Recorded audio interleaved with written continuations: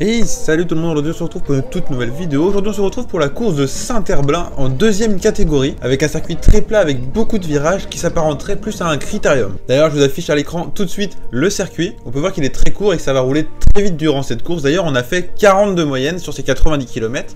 Alors autant vous dire qu'avec tous les virages, on a roulé. Comme vous pouvez voir, dès le départ, je vais tenter de rejoindre le gars qui essaye de partir. Car c'était une équipe que je connaissais pas et je savais pas trop si je devais y aller ou pas. Du coup, je décide d'y aller mais sans faire d'effort. Et comme vous pouvez voir là, ça me demandait trop d'efforts. Du coup, je décide de pas accompagner. J'ai laissé faire. D'ailleurs, ce coureur-là va se faire reprendre quelques tours après, mais il aura fait quelques tours en tête. On se fait donc reprendre à ce moment-là de la course. C'est donc une course que je vais trouver très difficile et qui va être très rapide. Les nombreux virages vont faire que je vais trouver ça plutôt dur. Car je perds pas mal de temps dans les virages et du coup, je dois boucher les trous juste après. Et en plus, je perds beaucoup de place et je me retrouve très facilement à l'arrière du peloton. Comme vous verrez durant la course. D'ailleurs, n'hésitez pas à me dire dans les commentaires quels sont vos circuits que vous préférez. Si vous préférez les circuits plats, ceux qui montent avec du vent, de la pluie, du beau temps, ou tout simplement les critériums comme ici. Ici à l'écran, on peut voir un gars de mon club, c'est tout simplement mon père. Il est en départemental normalement, mais il est venu courir avec moi pour pouvoir s'entraîner et aussi m'aider. Et à gauche, le coureur en rouge de Valette, on peut voir, c'est tout simplement Diane Giraudet, je l'avais mis dans les favoris. Et vous verrez à la fin de la vidéo que je me suis pas trompé. Du coup, je savais qu'il fallait que je réussisse à partir devant avec lui. Vous verrez durant la course que ça s'est pas vraiment passé comme ça. D'ailleurs, n'hésitez pas à liker la vidéo, ça aide toujours autant pour me faire découvrir. On est bientôt 7000 sur la chaîne, c'est juste énorme. Du coup je vous remercie d'être autant à liker les vidéos, ça fait vraiment super plaisir. Du coup j'ai pas pris beaucoup d'images durant cette course, j'ai pas beaucoup filmé parce que, tout simplement parce qu'il s'est presque rien passé durant la course. Vous pouvez voir là que je recule énormément dès le premier passage sur la ligne et que très rapidement sur les 100 coureurs au départ, je vais me retrouver vite dans les 10 derniers. Malheureusement je suis pas assez fort sur un tel circuit pour faire ce que je veux et remonter quand j'en ai envie. Du coup je vais pas réussir à remonter et je vais rester bloqué derrière très longtemps. Dès le début de la course je pensais même ne pas réussir à la finir pour vous dire tel point j'étais pas bien. Pendant la course, du coup, j'ai réussi à remonter, allez, disons 2-3 fois à l'avant du peloton. La course n'était toujours pas faite, aucune échappée n'était partie, ou du moins elles n'ont pas duré. Et à chaque fois que je réussissais à remonter à l'avant, j'accompagnais les coups dans l'espoir que ce soit le bon. J'ai donc accompagné comme ça 2-3 coups. Et à chaque fois, j'étais pas vraiment assez fort. Et du coup, à chaque fois qu'on se faisait reprendre, je me faisais avaler par le peloton et je me retrouvais à l'arrière et je galérais à remonter.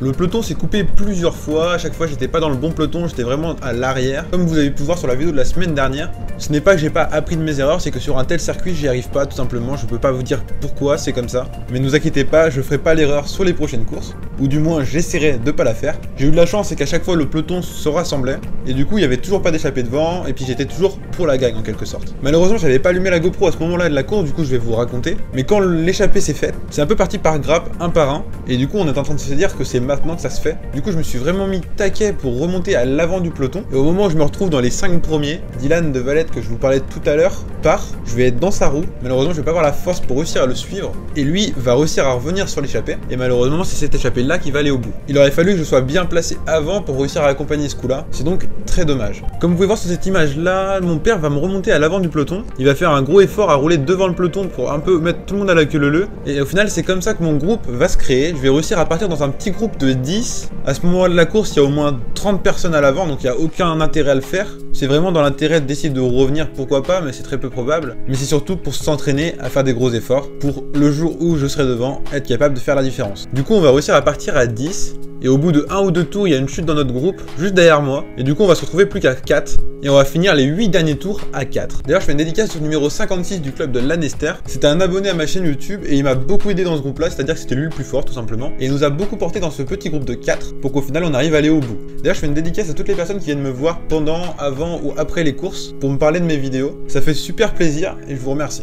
D'ailleurs, pour toutes les personnes qui me suivent pas sur Instagram, n'hésitez pas à venir me suivre sur Instagram, le lien sera dans la description. On est quasi 3000, ce serait cool de dépasser les 3000 sur Instagram. Je mets quasi 3 ou 4 photos par semaine, beaucoup de stories. Du coup, si vous voulez me suivre un peu plus sur mes entraînements et tout ce que je fais à côté, ça peut être intéressant pour vous. À 2 tours de la fin, on entendait la voiture ouvreuse nous dire qu'il revenait sur nous derrière. C'est-à-dire que l'échappée allait nous mettre un tour. Du coup, je me suis vraiment mis à bloc dans notre petit groupe de 4 pour pas qu'on se fasse prendre un tour. Au final, on va réussir à pas se faire prendre 2 tours. Et on va donc finir. Je vais finir 45e. Ok, c'est nul, mais au moins j'ai fini. On a fait les 8 derniers tours vraiment forts. Et je me dis que ça va faire de très bons entraînements pour les prochaines courses et que ça va venir. Je vous affiche à l'écran le classement. Comme vous pouvez voir, je vous avais dit, Dylan était un des grands favoris à mes yeux. Et il a fait 3e. Donc je m'étais pas vraiment trompé. Sur ce, j'espère que la vidéo vous a plu. N'hésitez pas à me le dire dans les commentaires. N'oubliez pas de liker si vous n'avez pas encore fait. Et je vous dis à la prochaine pour une prochaine vidéo. Bye bye.